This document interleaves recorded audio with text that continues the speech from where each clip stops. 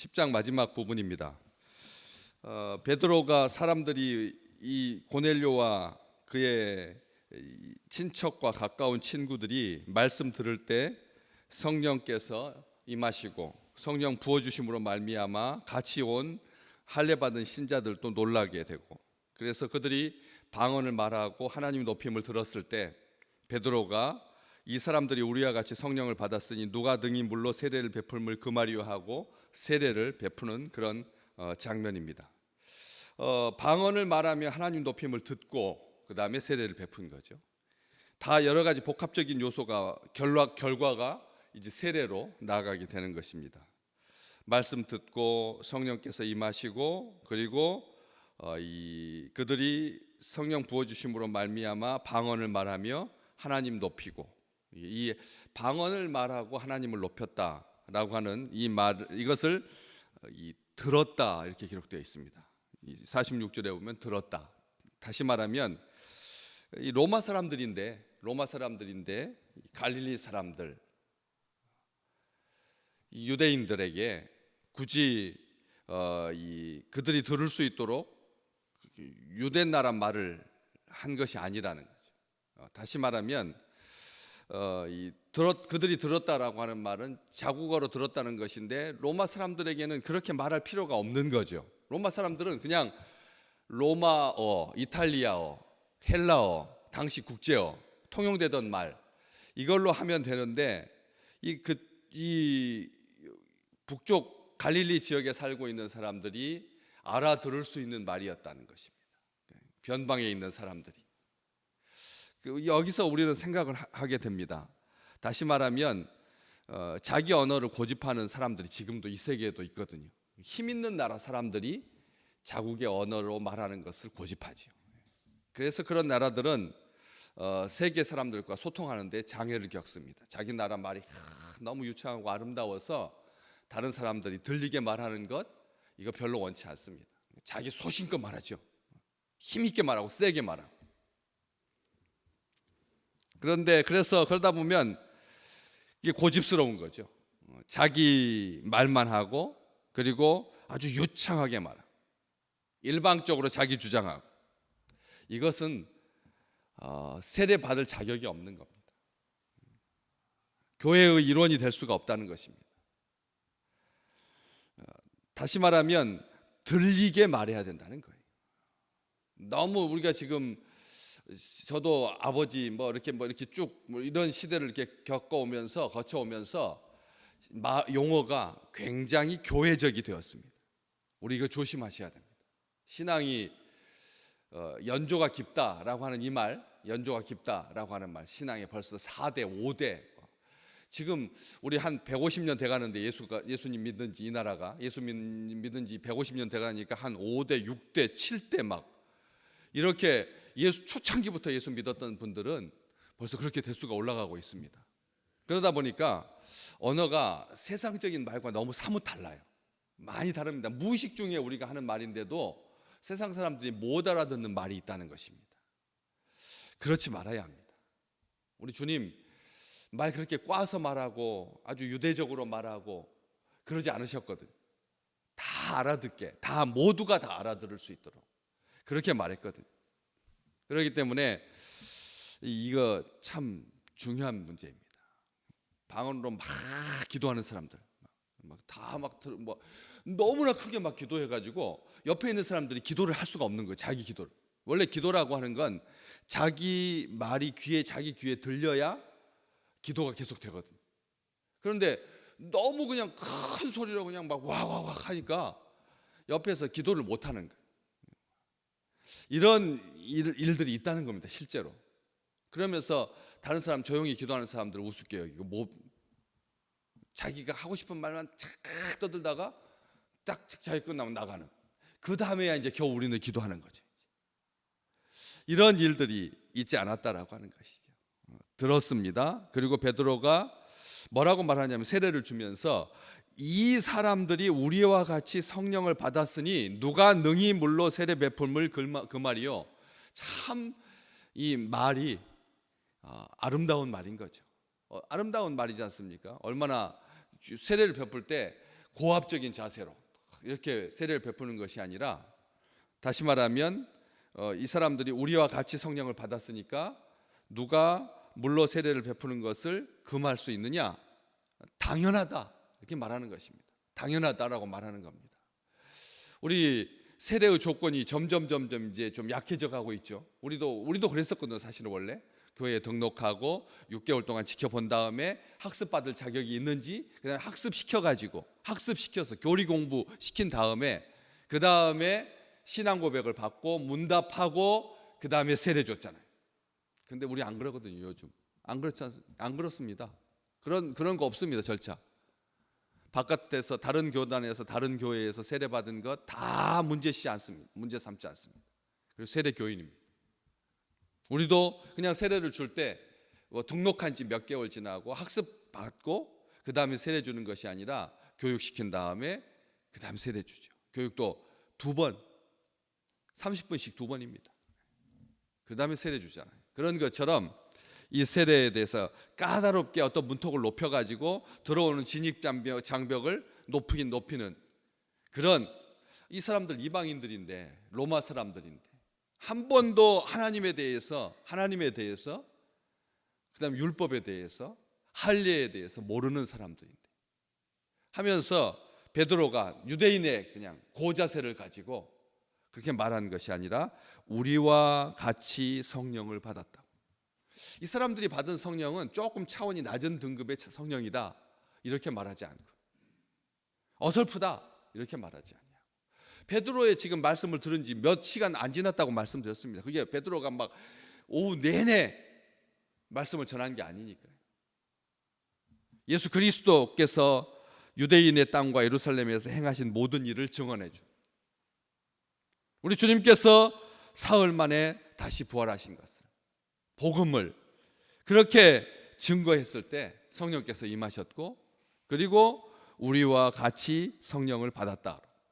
누가 능히, 아무도라는 말이죠. 누가 능히 물로 세례 베푸는 것을 금하겠느냐? 이래서 세례의 조건을 까다롭게 하려고 하는 사람들을 아예 차단하고 있는 것입니다. 누가 능히, 이 지상에 존재하는 인간이 누가 감히이라고 하는 뜻이거든요. 함부로 우리가 아주 자기 스스로가 정결하다라고 하는 증거를 가지고 있기 때문에 다른 사람들에 대해서 까다롭게 굴지 마라, 지금 그렇게 말하는 것입니다. 우리는 충분히 그럴 수 있습니다. 기준을 이게 낮추는 것에 대해서 아주 자기 스스로 못 견디하는 분들이 계십니다. 지금 나 때는 안 그랬는데 말이야, 이렇게 말하는 거예요. 그래서 점점 다음 세대를 바라볼 때마다 이게 충성도도 약한 것 같고, 이런 왜 자기 기준이 높으니까. 자기 때는 그러지 않았거든요. 내가 군대 생활했을 때 말이야, 이게 부타 당하는 것은 일상이었어. 그러면서 말하면 지금 세대의 군대 생활하고 이게 천국과 지옥 차이거든요, 사실은. 그러다 보니까 사람을 우습게 여기게 되는 거죠. 평가하게 되고 비판하게 되고.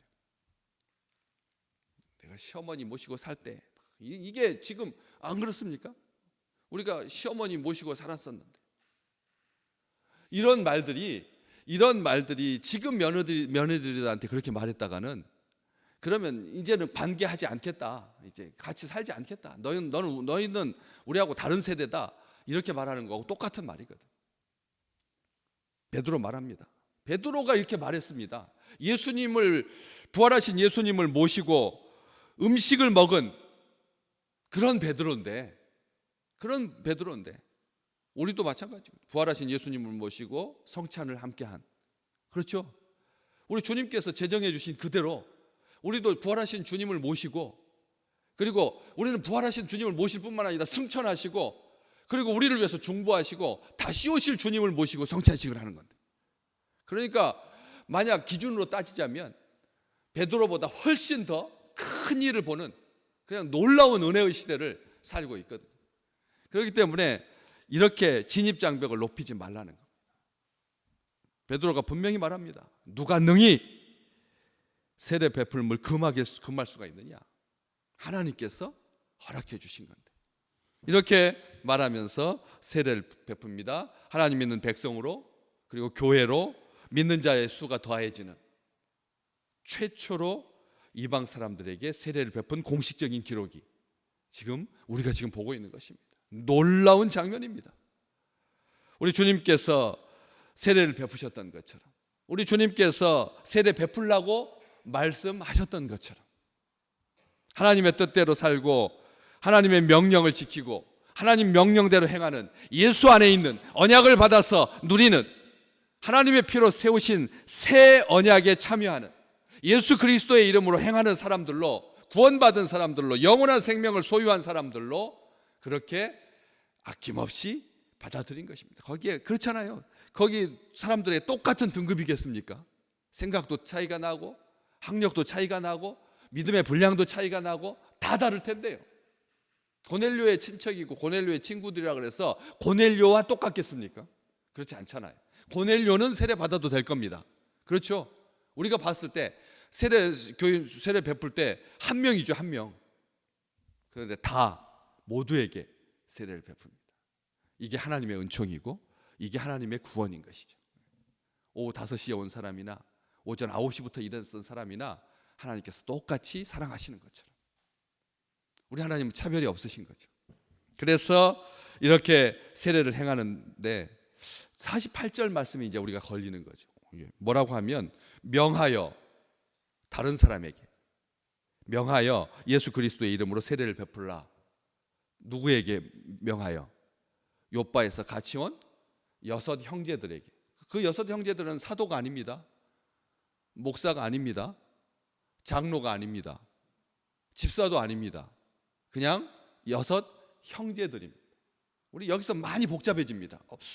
그러면 목사님 아니어도 장로님 아니어도 문답도 없고 신앙 고백만 분명하면, 하나님을 높이면 들리게 알아들을 수 있게 그렇게 말하면 누구나 세례를 베풀어도 되는구나. 지금 그거 말하려고 하는 게 아니라는 거죠.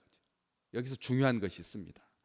지금 세례를 위임합니다. 베드로가 직접 하지 않았다는 것, 왜 그랬을까 하는 거죠. 베드로가 왜 거기 숫자가 한 3만 명쯤 된다면 혼자서 물리적으로 세례 베푸는 시간이 많이 걸려서 그럴 수 있겠지만, 아니 고넬료의 집에 모인 얼마나 많았겠습니까? 얼마나 한 10,000명 됐을까요? 그의 친척과 가까운 친구들 한번 생각해 보십시오. 아무리 성격이 좋다고 해서 친척과 가까운 친구들이 여러분 몇 명이나 되십니까? 한 100명 되나요?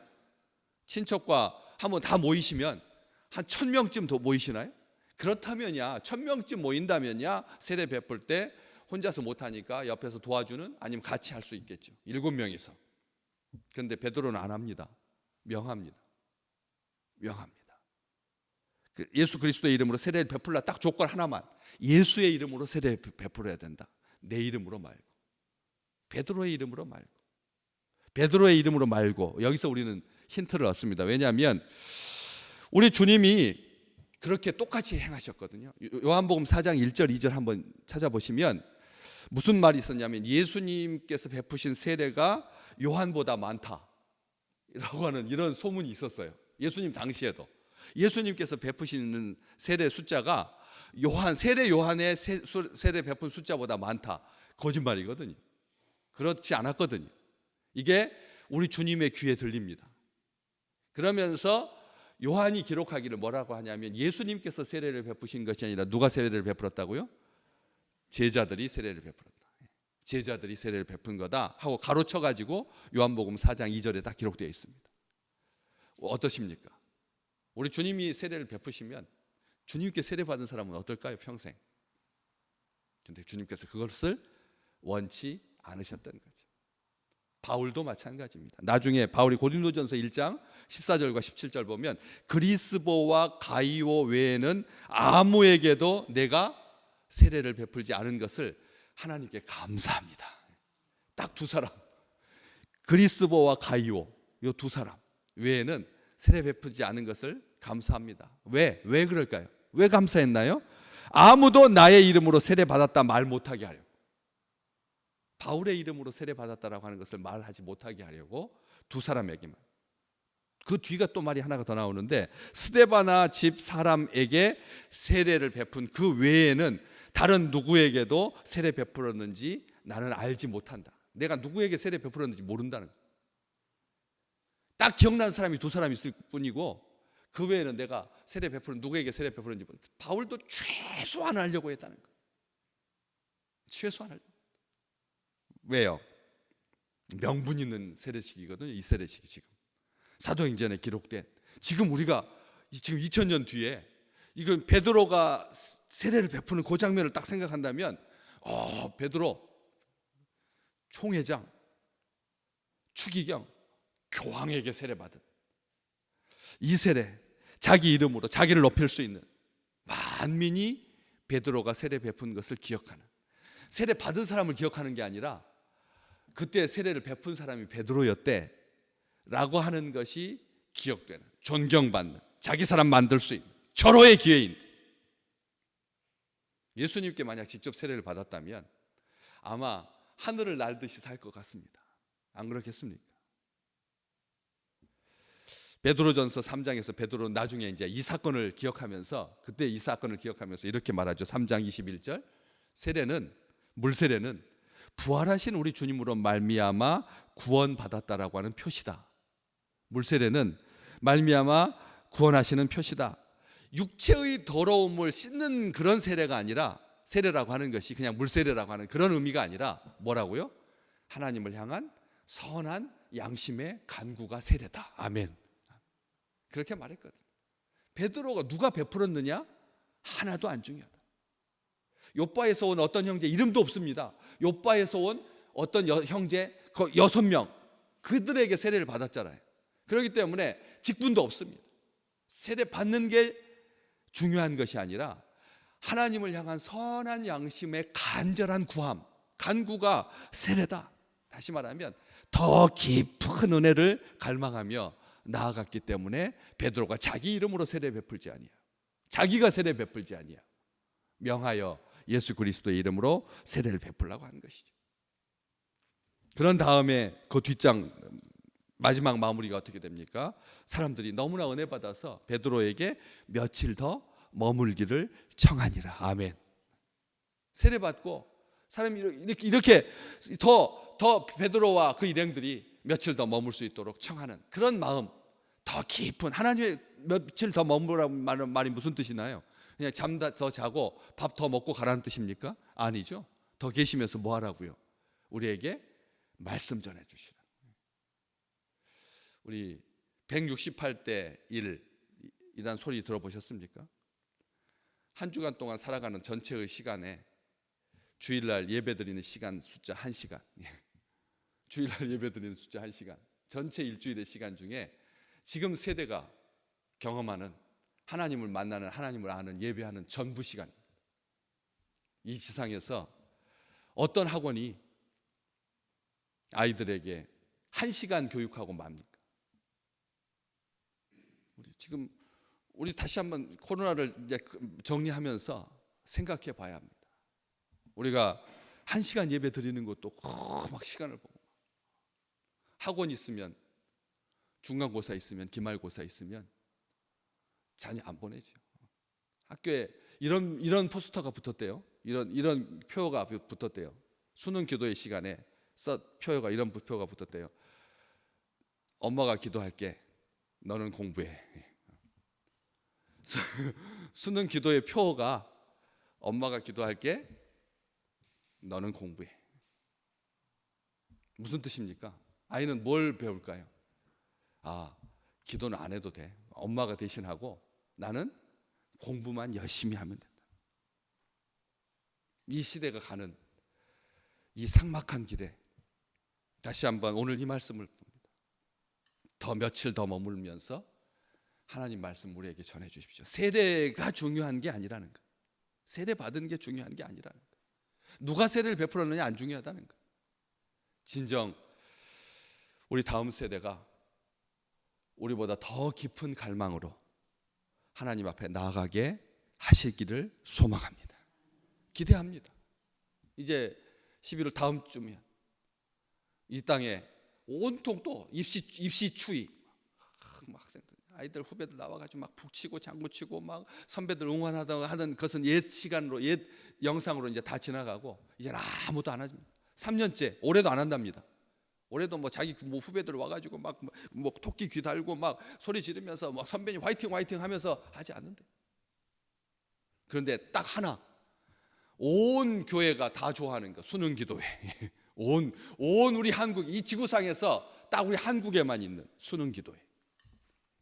엄마들만 기도하는 것이 아니라 본인이 기도하고 본인이 말씀 듣기를 사모하고, 그래서 하나님 앞에 더 깊이 나아가 구원받고 은혜받고 평강을 누리고, 그리고 하나님께서 주시는 아름다운 복으로 가득한 다음 세대를 꿈꾸며 우리 함께 기도하는 귀한 시간 되시기를 주님의 이름으로 축복합니다.